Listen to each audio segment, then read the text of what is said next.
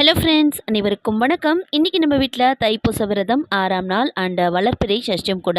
இன்றைக்கி நம்ம முருகப்பெருமானுக்கு திருநீர் அபிஷேகம் தான் செஞ்சுட்டு அவருக்கு ரொம்ப விருப்பமான சிகப்பரளி பூ வச்சுட்டு நெய்வேத்தியம் ஸ்வீட் இருந்தது, அதையுமே வச்சு தீப ஆராதனையோட இன்றைய வழிபாடை நல்லபடியாக முடிச்சாச்சு. அண்ட் நாளைய தினம் பார்த்திங்கன்னா நம்மளுடைய தோஷங்களை நிவர்த்தி ஆக்கும் நாள் என்னன்னு பார்த்தீங்கன்னா சூரிய ஜெயந்தி சொல்லக்கூடிய ரத சப்தமி நாள்.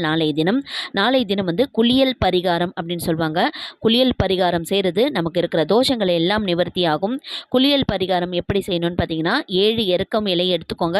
ஒவ்வொரு நபருக்கும் 7 எருக்கம் இலை இருக்கணும். நீங்கள் குளிக்கும்போது நீங்கள் குளிக்கிற தண்ணியில் ஆண்களாக இருந்தால் 7 எருக்கம் இலையை போட்டுட்டு அதில் திருநீர் சேர்த்துக்கலாம். பெண்களாக இருந்தால் மஞ்சள் குங்குமம் சேர்த்துட்டு குளிச்சுட்டு வந்த உடனே சூரிய நமஸ்காரம் பண்ணி முடிச்சுட்டு வீட்டு பூஜை அறையில் கோதுமை வைத்து வழிபாடு செய்கிறது ரொம்பவே நல்லது. செய்து பலனடைங்க.